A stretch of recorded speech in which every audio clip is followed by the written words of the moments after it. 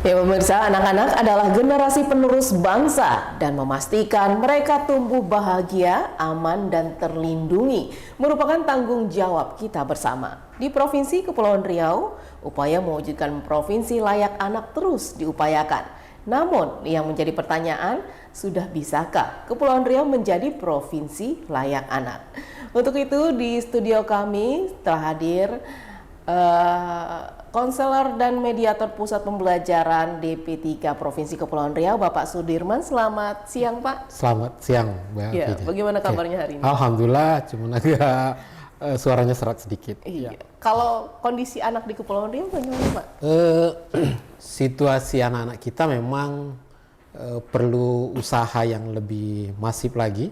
Jadi tidak hanya sekedar pemerintah yang harus bertungkus lumus maksudnya, tapi semua pihak itu harus aktif. Jadi karena ketika misalnya tadi Mbak Fida katakan apakah provinsi ini sudah bisa kita anggap sebagai provinsi yang layak anak, maka tentu semua pihak itu harus terlibat. Yang pertama itu pemerintah harus ada di sana, kemudian keterlibatan forum anak, kemudian masyarakat, dunia usaha, dan termasuk media, Mbak Fida. Jadi media nggak bisa, wah kami hanya sekedar memberitakan saja, tidak. Tapi media juga mesti aktif memberitakan persoalan-persoalan anak, apakah itu mungkin kasusnya, ataukah hal-hal yang baik. Termasuk pemberitaan yang ramah anak. Seperti itu. Dari 4 yang tadi, mana yang lebih aktif? Sejauh ini memang masih pemerintah yang ke depan, tapi kita berharap pilar yang lain itu juga harus aktif, karena kita memang maklumi, karena pemerintah itu kan dia punya anggarannya, kemudian dia punya sumber daya manusianya, dan dia punya sumber daya regulasi, karena mereka yang mengatur semuanya.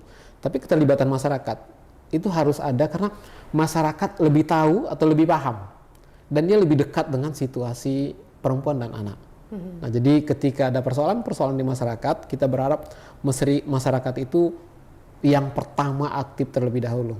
Nah, karena tidak semua case harus masuk ke pidana kan, kalau misalnya ada kejadian-kejadian. Pada sisi pemerintah memang harus menyiapkan semua sarana prasarana yang mendukung terciptanya kota dan kabupaten layak anak tersebut. Nah, selain itu media tentu, dunia usaha bisa aktif lewat mana? Lewat CSR. Jadi anggaran-anggaran CSR-nya boleh membantu untuk mengembangkan kota layak anak. Tapi selain itu, karena biasanya kita hanya ini harus ada CSR, tidak. Termasuk produk-produknya. Apakah produk-produk dari dunia usaha yang khusus dikonsumsi oleh anak dan perempuan itu ramah untuk mereka. Jadi tidak hanya sekedar, selama ini kan yang kita pahami, keterlibatan dunia usaha itu hanya sekedar CSR. Tidak. Termasuk produk-produk dan penggunaan tenaga. Apakah di perusahaan itu masih menggunakan tenaga yang berusia anak? Jadi kebijakan-kebijakannya. Jadi mulai dari soal CSR, kemudian produk, kemudian regulasinya. Apakah regulasinya melindungi anak? Regulasi dari perusahaan tersebut? Yes. Karena memang sih perusahaan-perusahaan yang formal sudah pasti tidak akan melibatkan anak. Karena itu termasuk kode etik, pelanggaran kode etik. Tapi bagaimana dengan perusahaan-perusahaan atau dunia usaha yang informal misalnya? Di restoran-restoran, di kafe-kafe. Nah, ternyata teman-teman aktivis itu masih menemukan penggunaan tenaga kerja yang berusia anak. Nah, kalau ada temuan seperti itu, ada sanksi kah atau ada apa? Iya, ada pasti. Jadi kalau misalnya ada bagi dunia usaha atau bagi semuanya? Tentu bagi dunia usaha, bagi korporasinya. Kalau misalnya ini kita bicara dunia usaha. Nah, setiap ada kasus-kasus yang terjadi, apakah di masyarakat ataukah di korporasi, maka masyarakat dimungkinkan, bahkan di salah satu pasal itu diwajibkan untuk membuat laporan, melakukan pengaduan. Tapi pada faktanya kan kalau di sini jadi ada yang melapor. Sampai hari ini belum kita temukan ada laporan. Nanti biasanya akan ada laporan ketika ada kasus lain yang mengikuti kasus. Kalau misalnya soal pekerja anak, apakah misalnya terjadi kekerasan fisik atau kekerasan lainnya, kemudian kita telusuri ternyata dia juga bekerja. Nah, biasanya baru muncul. Tapi kalau misalnya langsung dilaporkan soal pekerjaan anaknya, sampai hari ini itu belum ada. Biasanya ada imbas kejadian-kejadian yang lain. Seperti itu. Ini kembali ke Provinsi Layak Anak. Base-nya itu sebenarnya konsep dari Kepulauan Riau atau Provinsi Layak Anak itu seperti apa? Provinsi Layak Anak ini kan terdiri dari kabupaten kota. Itu yang pertama. Yang kedua, ada juga kewenangan khusus yang dilakukan oleh provinsi. Nah, jadi akan ada dua yang kita lihat. Yang pertama, apakah kabupaten kotanya di seluruh provinsi itu sudah betul-betul layak anak? Nah, nanti kalau misalnya kita bicara KLA, itu tidak ada peringkat. Jadi ada kelas. Jadi mulai dari peringkat pertama, kemudian naik di peringkat madya, kemudian naik di peringkat nindya, naik peringkat utama, baru betul-betul KLA. Paling puncak itu berarti ada 5. Ya, ada 5. Ada 5 kelas. Kalau misalnya kita jadikan dia kelas, jadikan peringkat, ada 5 peringkat. Nah, kita di Kepri, Karimun, kemudian Lingga dan Anambas untuk tahun 2023 itu masih peringkat pertama. Kemudian Natuna, Bintan dan Tanjung Pinang itu sudah di peringkat madya, dan Batam itu di peringkat nindya. Untuk yang KLA belum? Belum sampai. Bahkan harus naik utama dulu. Ya, jadi Pratama, Madya dan Nindya. Provinsi Kepulauan Riau masih belum ada? Belum ada yang sampai di utama. Ya, untuk Kepri belum ada yang utama. Nah, selain kabupaten kota ini masuk di level itu, maka provinsi juga untuk tahun ini direncanakan itu akan dinilai. Yang dinilai itu tentu kalau kotanya kan pasti mulai dari kabupaten kota soal sarana prasarana. Yang akan dinilai nanti di provinsi itu juga terkait dengan kewenangan. Misalnya kan ada pembagian kewenangan antara kewenangan kabupaten kota dengan kewenangan provinsi. Misal kita ambil contoh soal sekolah ramah anak. Ini salah satu indikator dalam KLA. Apakah semua sekolah yang ada di Kepri itu sudah masuk sebagai sekolah ramah anak? Nah, SD, SMP tentu kewenangannya kabupaten kota. Bagaimana dengan SMA? Bagaimana dengan SLB-nya? Ini kewenangan provinsi. Nah, itu tahun ini provinsi juga akan mulai coba dinilai.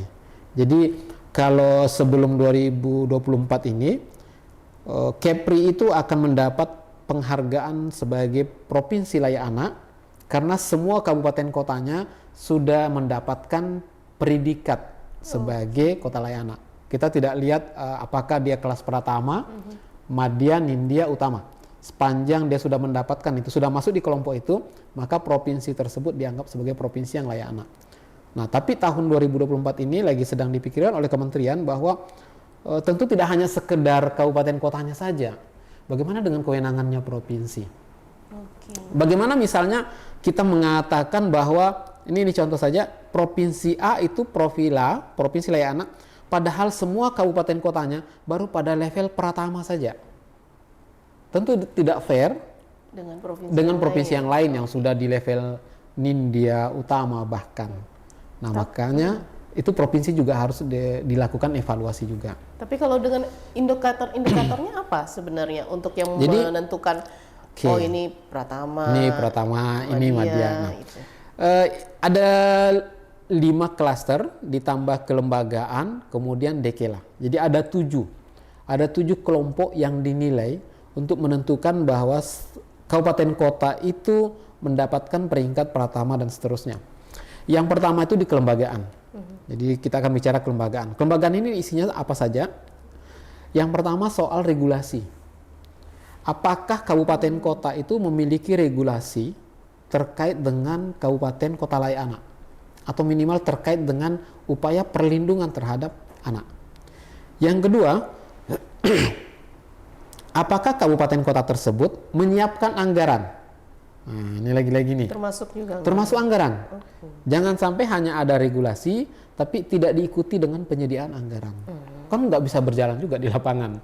Kita hanya pandai membuat regulasi, pandai buat aturan, tapi tak ada aksi di lapangan. Yang ketiga, apakah sudah punya rencana aksi? Nah, tentu dari Perda, katakanlah misalnya Perda ataukah peraturan bupati dan peraturan wali kota akan turun ke rencana aksi. Apakah kabupaten kota itu punya rencana aksi yang fokus terhadap pengembangan kabupaten kota layak anak? Nah, setelah 3 ini kuat, nanti partisipasi akan ditanya. Seperti yang kita katakan di awal tadi. Bagaimana dengan partisipasi dunia usaha? Bagaimana dengan partisipasi forum anak, kelompok anak? Bagaimana dengan partisipasi media? Apakah media hanya sekedar jadi penonton atau bahkan tidak menyentuh sama sekali? Nah, di klaster kelembagaan ini itu akan ditanyakan semuanya. Setelah selesai kelembagaan, kita masuk di klaster yang pertama. Jadi ada 5 klaster, 1 kelembagaan tambah 5 klaster tambah dekela. Dekela itu desa, kecamatan, desa dan kelurahan. Kelana. Nah, kita masuk di klaster pertama. Ini bicara tentang hak sipil. Hak sipil itu diantaranya apakah seluruh anak yang ada di kabupaten kota tersebut hak sipilnya terpenuhi. Misalnya khusus untuk anak. Karena kita bicara kota layak anak kan, kabupaten layak anak. Apakah semua anak sudah tercatat untuk registrasi akte lahir misalnya. Jadi, nah kemudian bagaimana dengan partisipasi anak? Ini di hak sipil juga. Apakah kelompok-kelompok anak, baik itu yang dibentuk oleh masyarakat ataupun yang dibentuk oleh pemerintah dengan nama forum anak, itu terpenuhi hak-haknya? Ataukah misalnya ada ruang untuk mereka beraktivitas? Dan termasuk apakah mereka dilibatkan? Jadi anak itu tidak hanya sekedar jadi penonton saja, tapi ada hak mereka untuk dilibatkan mulai dari perencanaan sampai eksekusinya. Tapi tentu tidak eksekusi seperti misalnya dia yang harus ke lapangan, tidak. Contoh misalnya di Musrembang, ada satu pertanyaan. Gimana cara melibatkan anak? Nah, jadi yang pertama diundang, kemudian ajak bicara. Misalnya pada saat proses musrembang, karena itu salah satu pertanyaan. Apakah kelompok anak ataukah apakah forum anak diikutkan dalam musrembang? Tentu mulai dari undangan kita akan lihat apakah ada undangannya. Kemudian pada saat anak hadir di musrembang, apa sih usulannya mereka? Apa usulan-usulan yang disampaikan oleh pengurus yang hadir pada saat itu? Sampai akhirnya nanti kita akan lihat apakah usulan itu dipenuhi oleh orang dewasa. Tapi untuk jumlah anak dalam yang diikut sertakan itu? Tentu tidak semua, karena kan perwakilan. Persentasenya berapa? Tidak harus, kita tidak bicara persentase. Jadi misalnya satu kecamatan atau misalnya kelurahan nih. Apakah forum anak yang di kelurahan itu diundang untuk musrembang? Ataukah apakah ada kelompok anak yang diundang? Jadi tidak harus semua kelompok anak diundang. Karena tentu keterbatasan ruangan.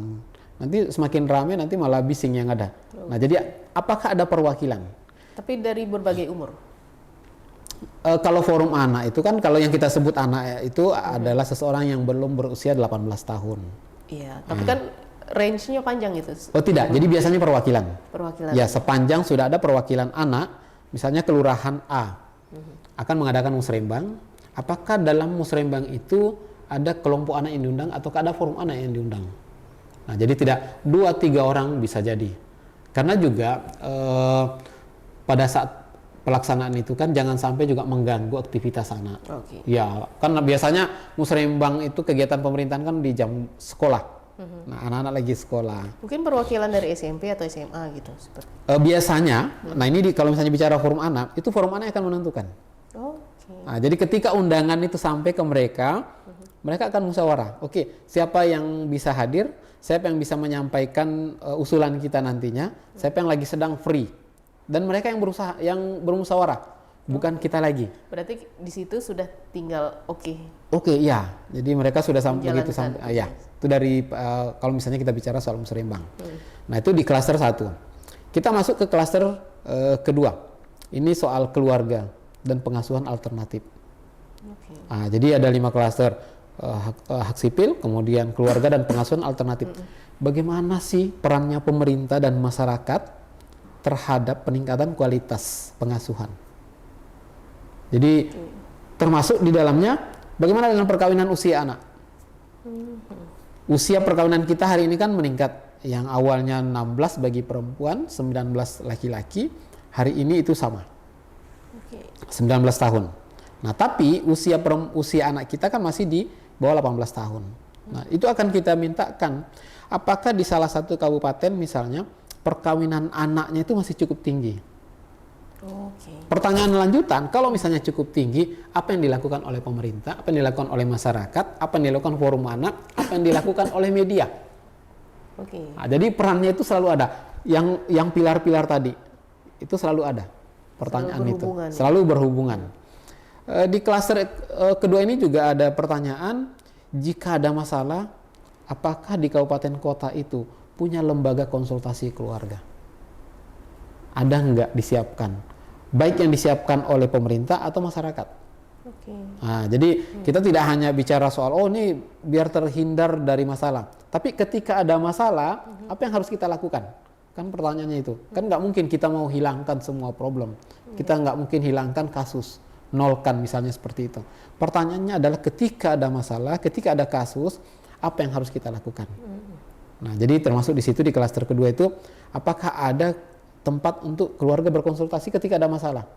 Nah, karena persoalan anak itu hampir sebagian besar itu berawal dari persoalan keluarga.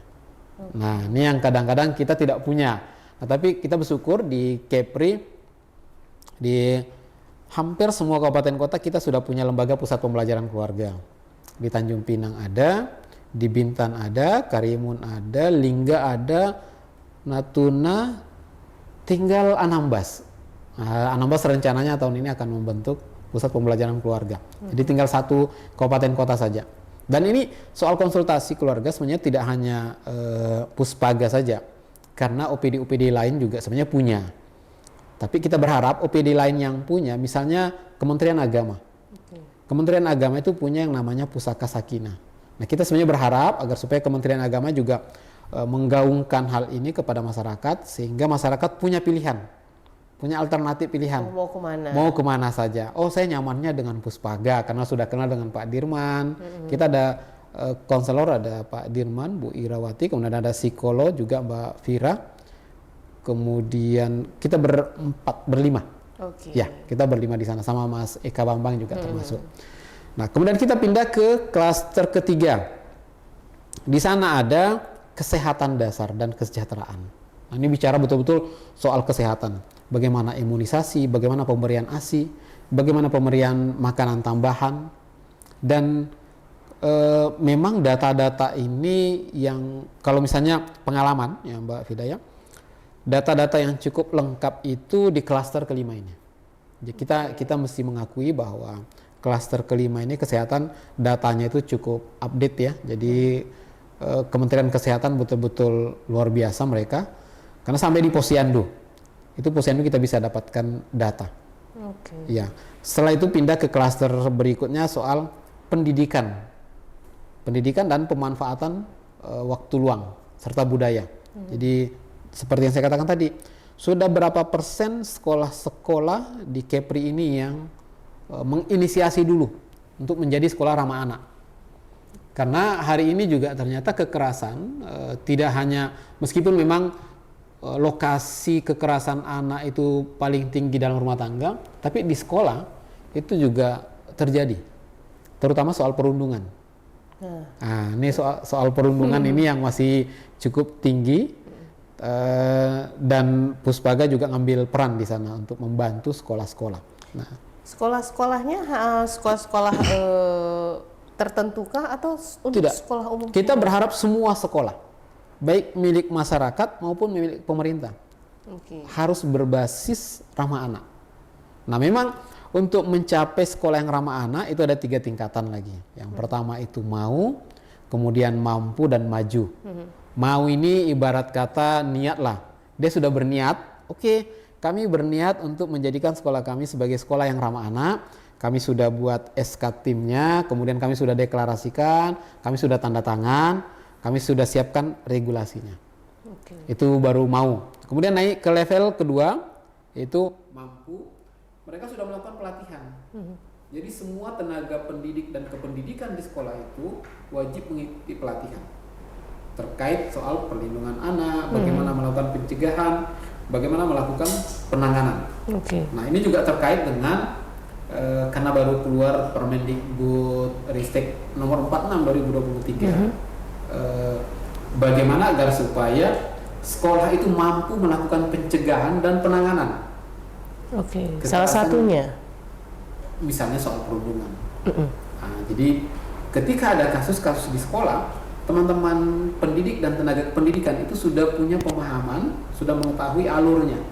Nah, jadi misalnya ada kasus, dia harus ngapain dulu.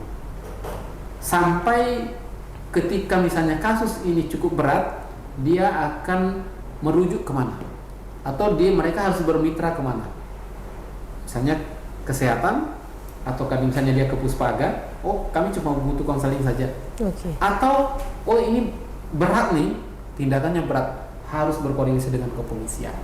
Nah, jadi itu di klaster pendidikan. Kemudian klaster kelima, di klaster kelima itu perlindungan khusus. Perlindungan khusus ini adalah perlindungan bagaimana melindungi anak-anak yang menjadi korban. Jadi kalau kami sebut anak-anak AMPK, anak yang membutuhkan perlindungan khusus. Di awal kita katakan 4 klaster. 4 klaster ini wajib kuat. Karena ketika 4 klaster ini tidak cukup kuat, anak kita rentan untuk terjatuh masuk ke klaster kelima, ke perlindungan khusus. Katakanlah satu klaster lemah soal pendidikan. Jatuhnya kemana? Dia tidak sekolah, putus sekolah. Dia main di jalanan. Modelnya seperti itu. Atau klaster kedua, keluarga, pengasuhan buruk. Endingnya kemana? Terjadi kekerasan, bahkan terlibat dengan narkoba, terlibat dengan pencurian.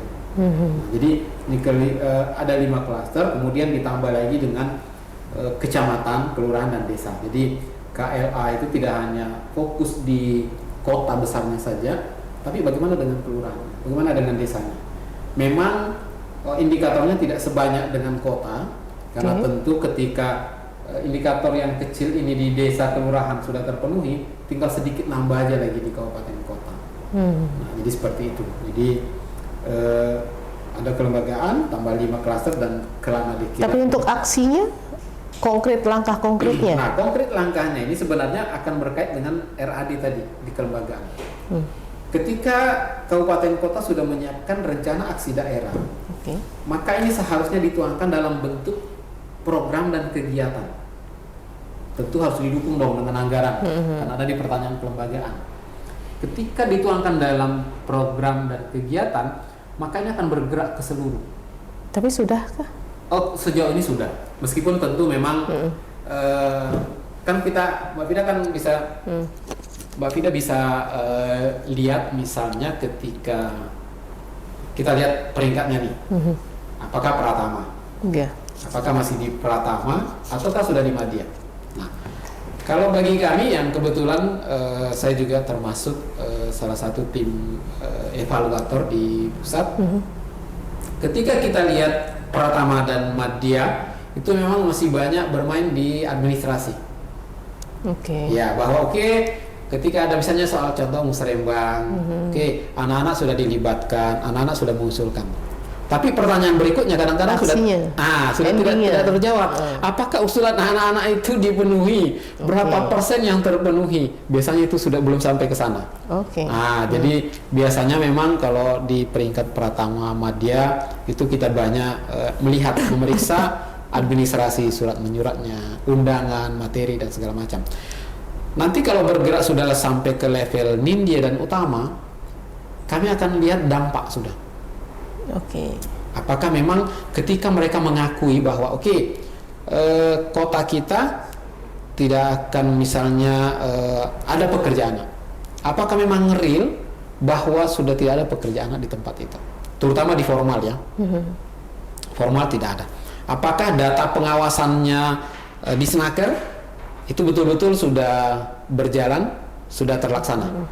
Nah, itu kita akan sampai peringkat ke sana. Jadi karena kalau misalnya sudah sampai di peringkat Nindya dan Utama, itu sudah evaluasinya itu sudah lapangan.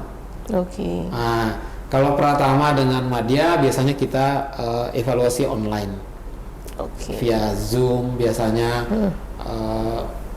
itu kita periksa administrasi. Tapi kalau sudah Nindya dan Utama, itu udah kunjungan lapangan.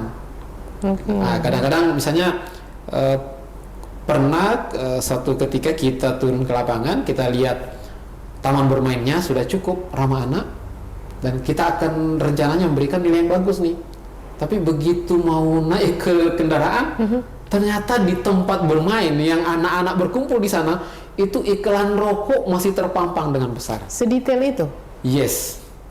Kita lihat. Jadi karena di salah satu pertanyaan itu, apakah sudah tidak ada iklan rokok? Nah, apakah ada usaha-usaha terkait pencegahan gitu? Jadi ini memang agak berat, dan ini seringkali kami berdiskusi panjang dengan terutama bagian pendapatan daerah ya. Karena mereka, Pak gimana? Ini kan pendapatan daerah. It's okay. Banyak kok kabupaten kota lain yang di kotanya itu tidak ada iklan rokok sama sekali. Jadi kabupaten kota di Indonesia yang sudah sampai di level utama itu betul-betul iklan rokok itu sangat minim. Kalaupun ada, maka ada batasan. Dia tidak akan tempatkan yang dekat dengan sekolah, tidak akan tempatkan yang dekat dengan tempat kesehatan, tidak akan dia dekatkan dengan tempat ruang bermain ramah anak atau tempat-tempat publik yang banyak dikunjungi anak.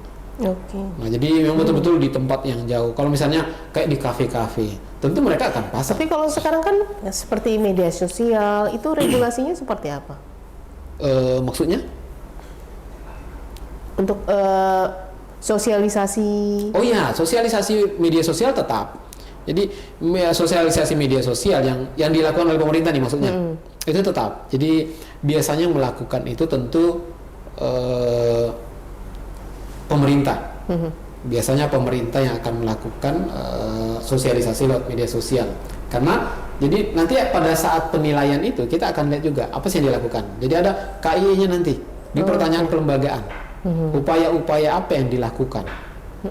Jadi terkait kampanyenya, apakah ada pemberi informasi, apakah lewat baliho, apakah lewat media sosial. Makanya termasuk tadi perannya media.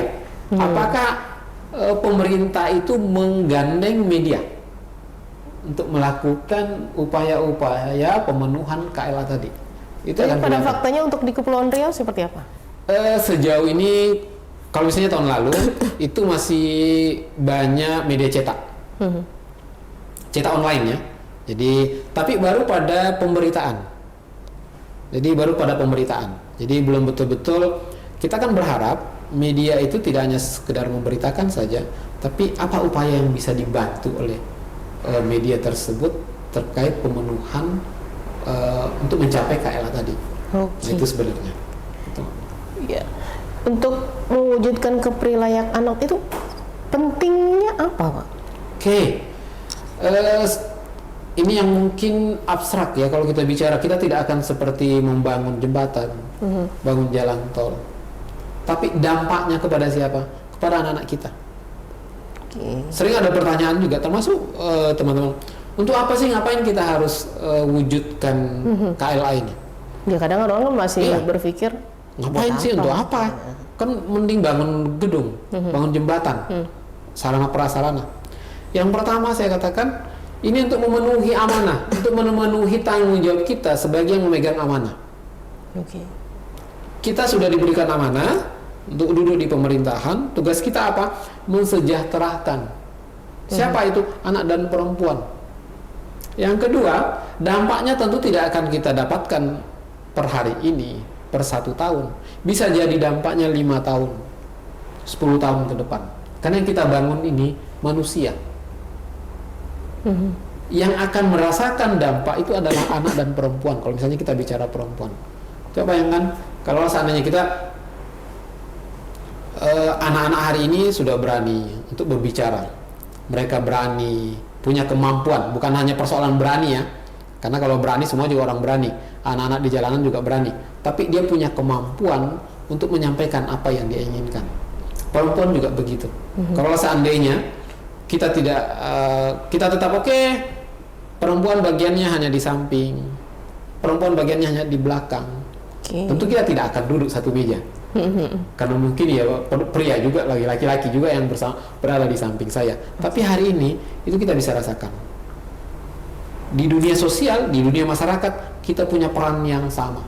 Makanya keadilan gender itu kan di sana sebenarnya. Ketika kita bicara soal dunia sosial, dunia luar nih, kita punya peran yang sama. Nah, anak-anak kita yang akan mendapatkan dampak daripada kota layak anak ini.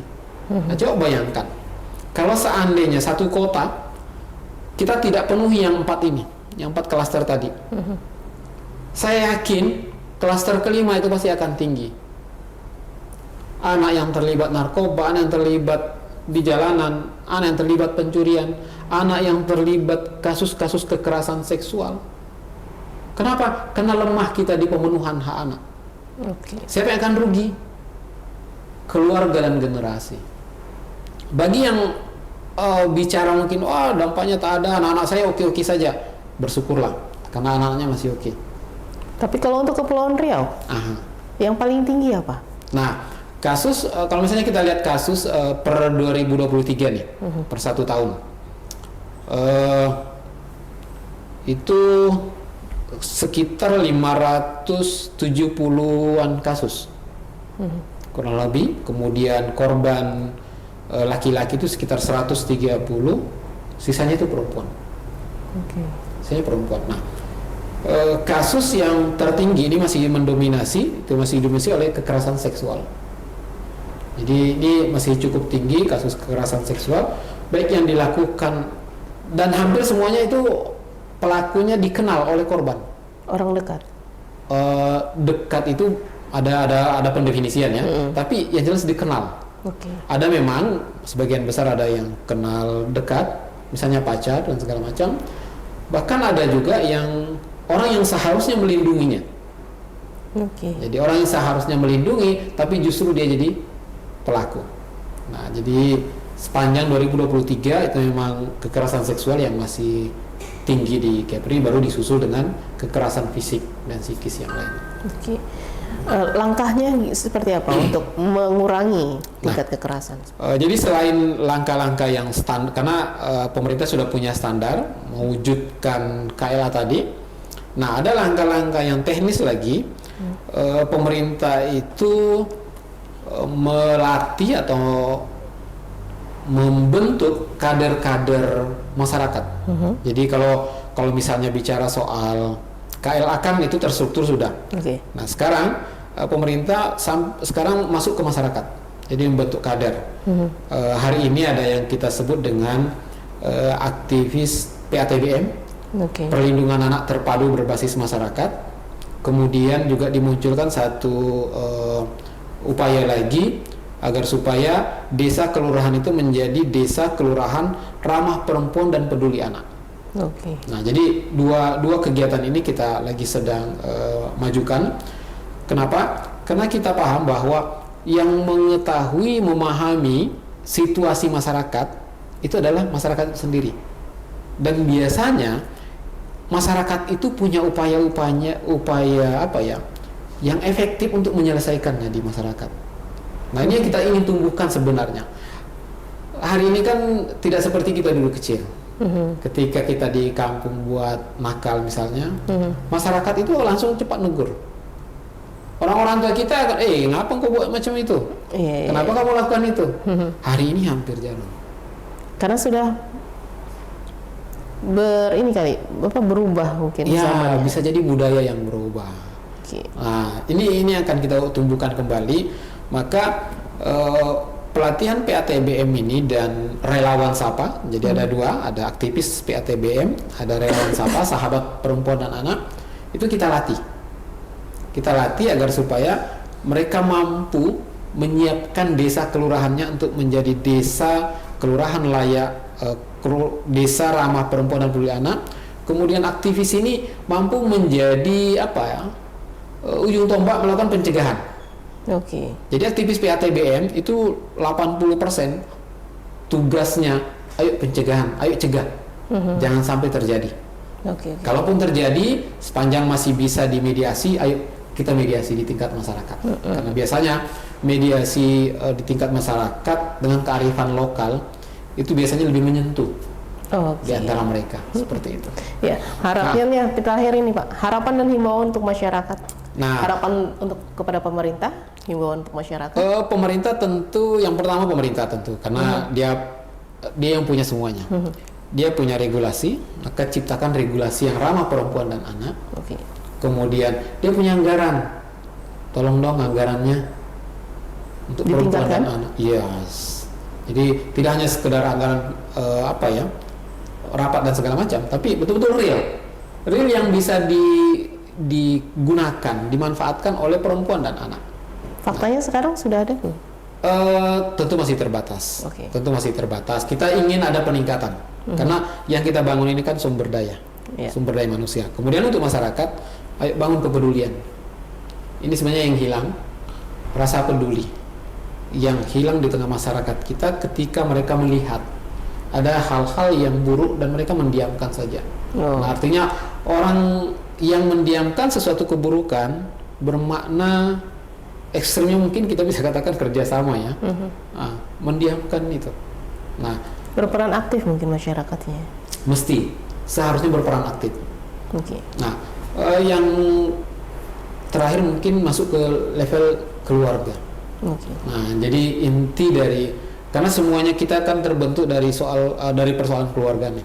Kita berharap kekokohan keluarga itu semakin ditingkatkan. Nah, kekokohan keluarga kita hari ini memang tidak sekuat dengan kekokohan keluarga orang-orang tua kita zaman dahulu. Apapun problem mereka bisa selesaikan. Nah, hari ini begitu ada masalah sedikit, udah kita pisah. Ada masalah sedikit, udah kita begini. Nah, kekokohan ini sangat penting sekali karena dia akan mewujudkan juga, dia akan berdampak kepada pengasuhan yang baik terhadap anak-anak kita. Seperti itu. Ya, terima kasih Pak atas kedatangannya pada siang hari ini. Dan saudara, demikianlah perbincangan kita pada hari ini dengan Bapak Sudirman, konselor dan mediator Pusat Pembelajaran DP3 Provinsi Kepulauan Riau. Semoga informasi tersebut dan pengetahuan tadi bermanfaat bagi masyarakat yang menyaksikan perbincangan kami hari ini. Saya Fida Mulia pamit undur diri. Saksikan terus program Mata Angin hanya di Ulasan TV dan sampai jumpa.